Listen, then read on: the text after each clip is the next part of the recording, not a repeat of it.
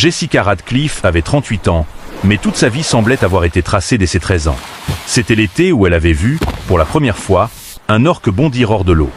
Le bruit de la cascade qui s'abattait ensuite, le souffle puissant de l'animal, l'odeur salée qui éclatait dans l'air, ce jour-là, elle avait compris. Elle passerait sa vie auprès de ces géants marins. Pendant 15 longues années, elle s'entraîna sans relâche. L'aube la trouvait souvent sur le bord d'un bassin, l'air frais collant à sa peau, écoutant le clapotis régulier de l'eau. Les mains rougies par l'entraînement, les muscles tendus, elle apprenait à comprendre leurs gestes, leurs signaux, leurs humeurs. Ses efforts furent récompensés. Elle devint l'une des dresseuses les plus admirées au monde, un visage familier pour les spectateurs de Sian, en Floride. Parmi tous les orques du parc, un seul avait conquis son cœur, Titan.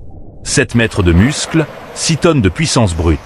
Sa peau noire et blanche scintillait sous les projecteurs, et son souffle bruyant résonnait comme un tambour battant dans la poitrine. Leur lien semblait indestructible. Ses collègues disaient « Jessica et Titan », c'est comme s'ils se parlaient sans mots. Elle le considérait comme un partenaire, presque comme de la famille. Ce jour de février, le ciel était d'un bleu éclatant.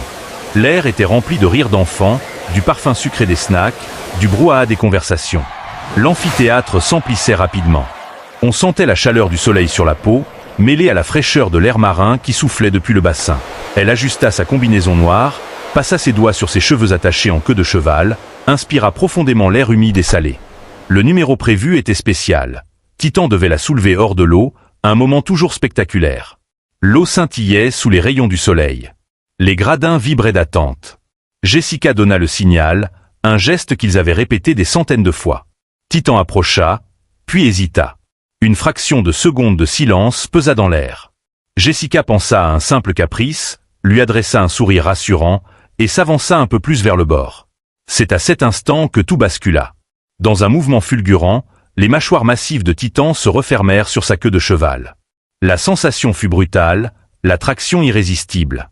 Elle sentit son corps basculer, l'eau glacée engloutir sa peau, le goût salé et amer envahir sa bouche. Titan n'était pas un orque ordinaire. Capturé en 1983, dans les eaux glacées d'Islande, il avait été arraché à sa mère à l'âge de 2 ans.